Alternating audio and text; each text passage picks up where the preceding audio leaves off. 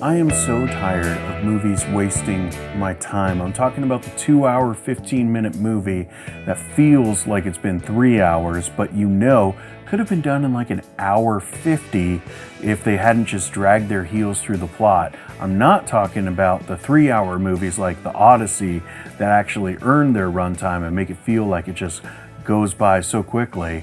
I'm talking about those time-wasting movies. I've been talking about that. A lot of people have been talking about those movies.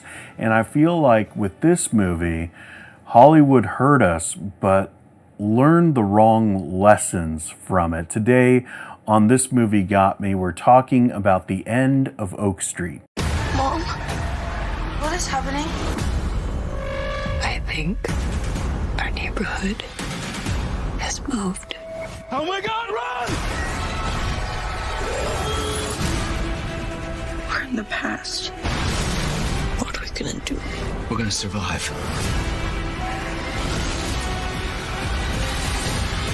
What about the people who are out there getting eaten? The End of Oak Street, only in theaters August 14th. If you're watching this podcast and not just listening to the audio, you may notice that things look a little different today.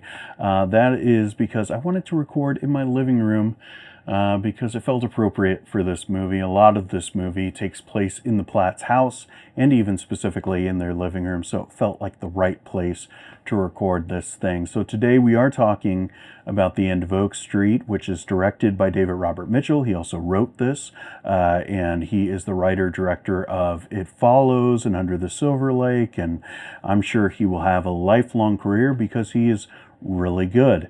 And so this movie, The End of Oak Street, it got me wanting so much more. All right, I came out of this movie actually pretty disappointed. Now, I don't want you to hear that I didn't like the movie. All right, a lot of people, they hear disappointed and say, oh, then it must have sucked. I don't think this movie sucked. I thought it was actually pretty good. But I was hoping for so much more from this movie. Maybe that's just because of who I am. I saw what they were doing with this movie with the trailer and the marketing, and I was like, okay, this is what they're doing. They're taking Jurassic Park and mixing it with Super 8. And to me, that's like a match made in heaven. This really did feel like a movie that was like specifically designed like in a lab specifically for me. Like that I was going to love this movie. And even coming from Bad Robot, and just in the last podcast I talked about actually Super 8 because I really love this movie. I love J.J. Abrams. I love Bad Robot. And so I was really excited for this film. And there was a lot that I ended up really enjoying about it. But there was just a constant coldness to this movie. Like it just constantly left me wanting more out of the conversations and more out of the interactions and even reactions to some of the things that happen in this movie. Like even the beginning, we start this movie and we're in 1982 in this suburb, and I don't know exactly where they were supposed to be, but it looked like E.T.'s neighborhood. I know it was filmed in an actual neighborhood in Georgia, but it felt like we were in Southern California and, just enjoying the 1980s vibe. And that was cool, except for it felt so much like a montage. It was like a warmer version of what Zack Snyder does in a lot of his movies, where it's this montage of things happening to kind of give you a vibe of what something is like. And, that's okay if you can do it properly. But in this movie, to me, I felt like it just didn't work because no one is really focused on. It's just like, we're in 1982. And if that's all that was meant to do, okay. But I was just wondering, like, who are the people that we're supposed to be following in this opening? Like, obviously, we got the Platt family, which is Anne Hathaway, Ewan McGregor, and the kids. But, like, who else in this neighborhood are we supposed to care about? Certainly, we should care about some of them, right? Certainly, some of them will come back and be important when the dinosaurs come and we're going to band together, right? No, definitely not. If you're thinking that this movie was going to be, some kind of commentary on what it means to live in a society, and will it break down? Will it, just go into isolationism? No, it's not really anything like that. This is mostly just a run from dinosaur movie. Like, there's attempts at making it slightly deeper, but that's the problem with an opening like this, where you kind of just signal to the audience that you're not going to be doing a whole lot more. You don't have to get invested in really anybody else but the Platt family. And while you get hints of some of the aspects that are going on, like you get like the son broke someone's arm, and so there's a family member, a big brother, who's looking for him and is going to, get him back for that. Okay, he's living a life of fear, but he never really grows from that. And same thing for the daughter and the parents. I guess we get a little bit more from them because they are the parents, but they're having this marital strife. They've been fighting.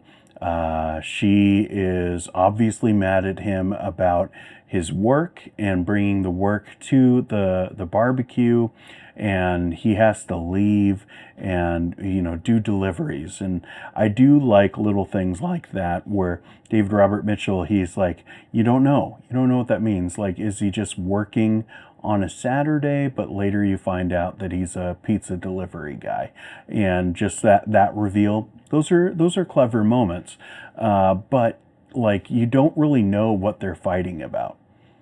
And even though we have a couple scenes throughout the movie where they're arguing, you don't really know what the problem is. It seems to be that Ewan McGregor's character is just too optimistic and thinks that everything is always going to work out, and that she is, set in reality and wants everything to be orderly and figure these things out. The two of them together talk through it, and he's just like, well, we'll see what happens. Hopefully everything will work out. That kind of a vibe. And, okay, that's our setup for these characters. But they don't really go anywhere. Like, the characters are pretty one-dimensional, even though the acting is good. Like, Anne Hathaway is just on a historic role this year. Like, even though I wasn't a big fan of The Devil Wears Prada 2, I thought it was a pretty big step down from the first one. She's good in it, even if she is playing the exact same role from the first one, like in that her character has reverted back to the first one. And then, of course, The Odyssey, she kills it in that and will, I believe, win an Oscar for that performance. But in this movie could have been like the one she mailed in. Devil Wears Prada 2, that's a legacy movie for her, so she needs to do really well in that. And I'm sure she got money in the back end so they could even make that movie. And then The Odyssey, that's like, your Oscar contender, so of course you're going to give that your all. And other actors and actresses, I feel like they would have phoned this movie in, because this is the action movie. This is the movie that could be just like really, really simplistic as far as your performance, and she doesn't do that. Contrast that with Ewan McGregor, and it's kind of very different. He basically just seems like he's being himself in this movie. Like that kind, happy, somewhat bumbling version of himself that we've seen in quite a few of his movies, but more even on like interview appearances and stuff like that. So it's not bad, but it's just kind of strange when you have Anne Hathaway doing what she's doing in this movie, and you have Ewan McGregor just basically seemingly phoning it in. I don't know if that was direction or what, but it did feel a little unbalanced in this movie. Now, the story is, a very sci-fi story. You have lights flashing in the sky over a couple nights, strange occurrences, growth of plants that seem to be from the Jurassic period, and you're left wondering, okay, something is happening. These characters obviously have no idea what is going on until one night, I think it's like the third night of this stuff happening. All of a sudden, around 11 o'clock, boom, you have the power go out, all these lights flashing, everyone wakes up with a headache, and they're all thinking it's just the power being out, and so they all sleep in the living room, and the next day they find out that they have been moved. They've been moved through time to the Jurassic period, and they don't know that. Which is one of the things I really enjoyed about this film. I really enjoyed how characters found that out, because a lot of times characters either take forever to find out something they should know, which I think probably some people think that's what's going on in this movie. But it felt like the right amount of time, because you wouldn't just assume that you were, thousands of years in the past until you really see stuff happen, because everything looks the same, because it's not just a single house getting dropped in the past, it's a whole neighborhood, which means that if you aren't on the outside, like if you're in the middle of the neighborhood, you wouldn't know that something has happened. Not really. You would assume that the power is just out, and definitely not that there are dinosaurs, coming from the distance to, take your family away. Like that is just fun. Like, that is a very creative idea in order to make like the normal hijinks of a dinosaur or even a slasher movie happen in this thing, where you can have like the jump scares and like the slow figuring out that something is not right. I really enjoyed that in this movie. You see the kids kind of seeing like, wait, was that a stegosaurus?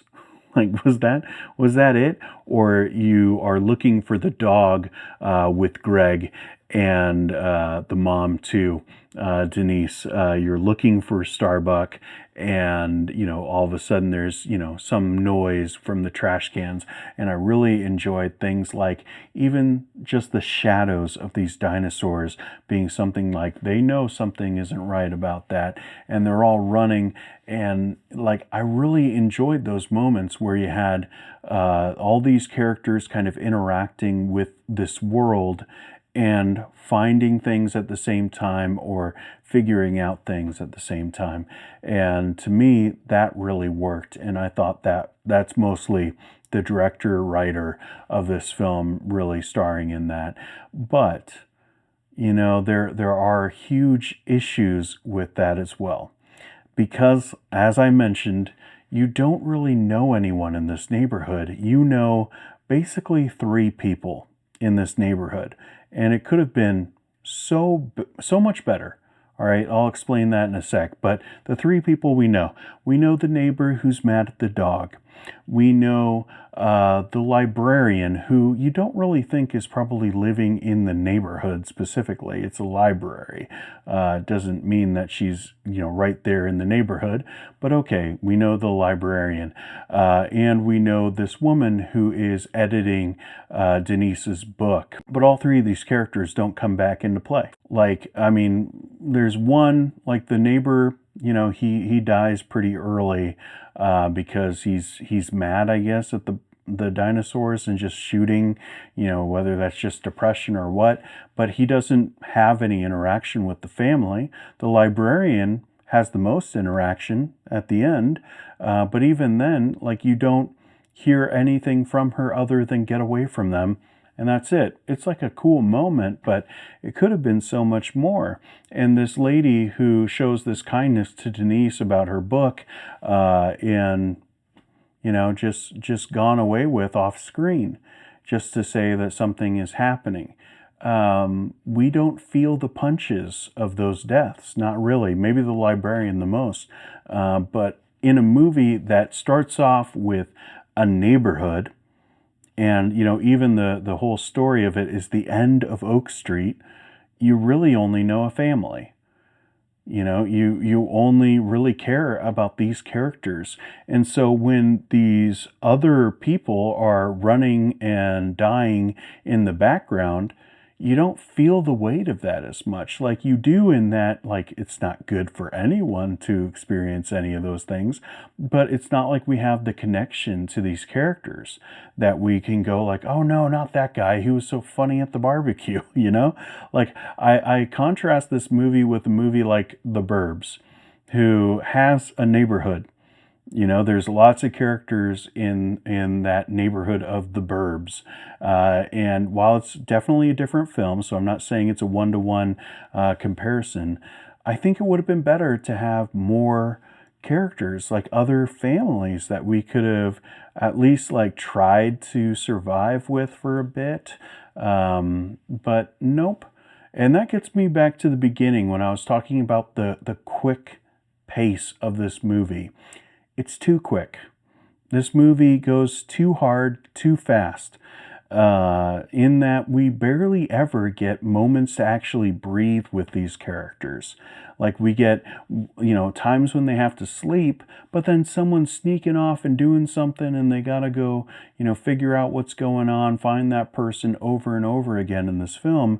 And it's just like, let's sit and let's talk about this. We have one real scene where we're sitting and we're having a conversation about what has transpired. And it is awesome. To me, I would probably say it's the second best scene in this film. And you've probably even seen this in the trailer. Hopefully you've watched the movie at this point. But it's in the trailer where we have these split diopter shots where both the person right next to the lens and someone who's further away are both in focus. And it's just so cool as we kind of map through the living room to see this family having this conversation about it. But that scene is great, and we have like some dialogue, but it really seems like a lot of this movie is just kind of everyone dealing with the reality of this situation on their own. You know, we get a little bit of family building with taking off the wood paneling and using that for the windows, but I have a huge gripe with this. Okay, I want to know what nails this family is using, because like the teenage girl just literally just pulls off this wood panel that's probably nailed in with like 4 nails or whatever they use. But of course, like, I don't know, does she have super strength? Like, what was up with that? Just strange, like moments like that. You shouldn't be able to just rip it off. Is that going to stop a dinosaur? No, of course not. But we get a couple scenes like that, you know, a couple scenes of, you know, Denise and Greg yelling at each other during the night. We get interactions like that, but I was so shocked with just the lack of communication within this family. If this is what the movie is it's all about the Platts and, you know, them kind of coming together as a family. You don't really get that through dialogue, you know? So like those are the moments that I wish we had in this film, where we could just like maybe stop running from the dinosaurs and just stop there for a couple minutes and have some actual conversations and maybe work through some of these things. But we don't really have that. It's just a lot of running from dinosaurs. And it just seems like we're running from dinosaurs for a long time. So even though this is a quick movie, like what is it, an hour and 35, something like that, I was pretty surprised at how long the movie felt during the end, because an hour and 39 minutes. So like it just felt a lot longer because we just didn't have those moments where we could have the interaction, or at least those moments were too few and too far between. And, you know, part of that is when you have a smaller cast. But it seems like the majority of the time they just wanted us to look at dinosaurs chasing people. Now, as far as that goes, you know, if you're going to make a mistake in a movie, having dinosaurs chase your people too much is a pretty fun mistake to do, right? Like that makes sense. Like that's fun. I really enjoyed that. And as far as, the dinosaurs, I would say this is up there with some of the more recent Jurassic Park movies. I wouldn't put it up against any of like the first three movies, but the Jurassic World movies, as far as like what these dinosaurs are doing and how fun it is to see them interacting with the humans, like that was pretty great. And even like beyond the dinosaurs, like the slug snake thing just like coming out of the pool, moments like that I thought were really fun. So like all of that really worked. The look of the dinosaurs was a little hard to get into. I will admit that, because in this movie, they're trying to do the more scientific, or at least how scientists are saying now, dinosaurs would look, in that they're more like birds. And so we see feathers and what seems like a lot of beaks and stuff like that. So, it's a different take on dinosaurs, but overall, I thought it was pretty good the way they showed them, how brutal they were, how constant they were. Like these dinosaurs weren't letting anyone off the hook. They were hunting people for blocks and just going after them. I don't know, if, one dinosaur ate somebody and was like, guys, I got to tell you about this new food. This new food is fantastic, and told all the other dinosaurs. But it seems like that's all they wanted. They didn't want anything else but humans. So it was fun to see all of that. I just wish that we had some more human moments and some more human interaction. But eventually you find out that the bright lights that we saw in the beginning, and that what seemingly took them to the Jurassic period was, this bubble. And I gotta say, like the first time we interact with that bubble and it's just Denise and Greg, I thought that was one of the coolest things I've seen on screen this year. Like just like the look of it. I love like the brightness of it, the way it reflected off the room, and the darkness around it. Like I just thought, man, that looks pretty awesome. Like a really cool sci-fi element. But they're not going to go through it the first time, of course, because they want the kids to come with them. I do like even Greg offering, like, I'm going to stay behind and find them. But Denise is like, no, we're going to do this together. And I guess that was supposed to be the moment where we start to see them kind of mend things and be like, we're together. Like because the whole background, I guess, for Denise was that she was writing this book. And, some people, and I think Greg took it this way, of saying like she was basically looking for a way out. And she was writing this book about how she wanted to leave her family. And I don't think that's what she was doing. I think she was probably more of just mourning the loss of, her single life. In the 1980s, you have a housewife who is meant to be a housewife, or at least that's what society had told her. And so she's trying to fulfill that role for her husband and her kids. And at the same time, she's lost independence. And so she's kind of mourning what could have been in her life. Not that she would give up her new life, but just kind of mourning that aspect of her life, which I can relate to. I think that a lot of people can, the what ifs, and maybe that is the theme of this movie is, what could have been, because toward the end, you have a what could have been, and now it can become again.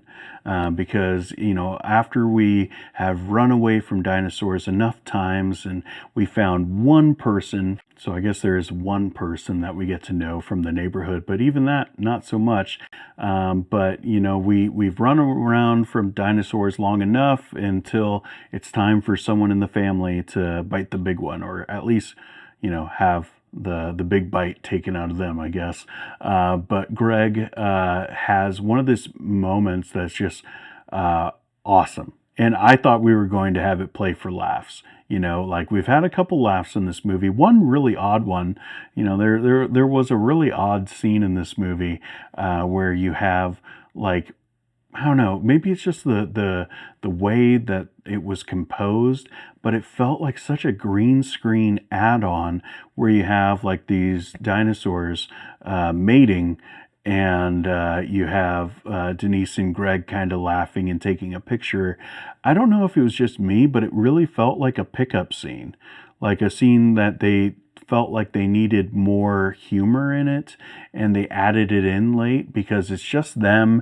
And there's something just about the way that scene looks that yes, it's weird and it's not as funny as like the characters were, like they're laughing pretty hard in that scene, and I was just like, it's just not that funny. Like this situation isn't really this funny. They didn't sell the comedy very well in that scene either, but it's just, okay, you have that, but then you have Greg saving her, and he does it with a sledgehammer. He takes a sledgehammer to the ankle and to the head real fast, and I just thought that was so cool. And I thought maybe we were going to play it for laughs of like, oh, she's gonna make out with him, and he's just like what, one of the most heroic husband moments ever, right? Like imagine, like you would think like your spouse is capable, and like the husband can take care of a burglar or something like that, but like a husband taking down a dinosaur with a sledgehammer, like pretty amazing. But he gets eaten, and has that dramatic moment from Anne Hathaway, and then it's mostly just like, all right, now we have to end the movie. Like from that point on, it just feels like that's what the movie is doing. It's not really doing a lot after that. It's like, all right, now it's the end. So we get one guy dying. Then it's the end to find the magic orb, basically, to bring them back. And they see it off in the distance, and so they go and pursue it. And, we have to go through the librarian's house, which, like, man, just reminds you how much money people made at just pretty, average jobs in the 80s. Because the fact that this librarian owned this house in 1982, like, we don't know what the husband did, I guess, but like, dang, that's a really nice, expensive house. Boomers live in that boomer life, I guess. But they're trying to get through the portal. We have a couple like missteps, but they make it through. Everybody makes it through, and they land in a pool in 1982, and it becomes very clear very quickly that this is the night that they disappeared into the past, and you're about 45 minutes before that was to happen. And I can't say why specifically, but I just loved this ending. I know some people might look at it and say it's a cop-out, but this ending gave me some of the things that I was hoping for throughout the movie, and so it really felt rewarding watching it, because they go to make a phone call at a payphone, which once again just 80s vibes, but that they're calling for a pizza, that they're trying to get their dad to be away from this bubble. And we don't really know until it actually happens how far away they have to be, but as happy as they are to have him in front of them, it becomes clear that he's going to be okay. And they see him, and I just love the moment between Greg and Denise there. Maybe it's just me as a sentimental, happily married guy, just seeing a couple just embrace and be, reunited. It felt rewarding watching that. So, and gave me a little bit of what I was hoping for the entire time throughout this movie. Just more emotional moments like that, where you're just happy someone is alive and you get over your differences.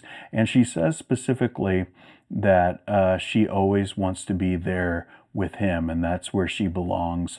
And for me, that felt like, all right, that is the capstone of this theme of the what if and the death of the what if in your life. And for her, she's happy in that moment to let that what if die, of just being her own independent person, because she's found that her husband is capable, that he isn't just, like a happy guy who's carefree and optimistic, but he's working hard and he's there for her. And again, taking down a dinosaur with a sledgehammer. Nothing more masculine, nothing more heroic than that. And so it would be pretty hard for her to find someone better. And so she's pretty happy in that moment. And the kids are all there and they reunite. And then we flash forward. I believe it's 2 years in the future. And now she's a writer. And now they talk about this bubble that happened and how there was a quarantined area because, there were dinosaurs that got back into the future. It ends in a way, like, I really love, like, that rain scene with him delivering the pizza to the family there at the payphone. And then you get a little bit more of, like, okay, well, Denise also called pretty much everybody, which how she just knows everyone's phone numbers, cool, I guess. She doesn't have her book there, but she calls everybody and is warning them of this thing. And I guess a lot of people listen to her, so that's great, including this girl, Jeanette, I believe is her character's name, and her family. They're in the future with them. So, a happy ending. Maybe happier than the movie deserved, but if that's the only emotional stuff we're going to get in the movie, I'm at least glad that they went that way rather than just having her learn a lesson and, then be in the future taking care of her kids alone. So I loved that little moment. I know a lot of people might not love that ending, but for me, I did, because it felt like, like that classic kind of rom-com vibe of, like, it's raining and they have the kiss and, the cheesy line and all of that, and just made me feel good after a movie that overall left me pretty disappointed, because I wanted those moments where we could have elevated this movie just a little bit more. Like, because it deserved it. It was a really cool idea, and there was some really cool imagery, like the camera work in that scene that led to Greg not killing, but hurting the dinosaur with the sledgehammer, where you have, like, all these people kind of coming together on the main street, and the camera is going, like, one way with some people and then another way and running from the dinosaurs. It was really cool. Like, there were a lot of cool moments like that, but I just wish we had those emotional moments. So for me, disappointing, but it's not a bad film. I think I gave it 3.5 stars on Letterboxd, but I was just really hoping for, like, one of those, like, 4.5 star kind of movies. But let me know what you think down in the comments section. Hit the like button if you're watching this on YouTube. Subscribe if you're listening to the podcast. Rate and review, and I will see you in the next one. Bye.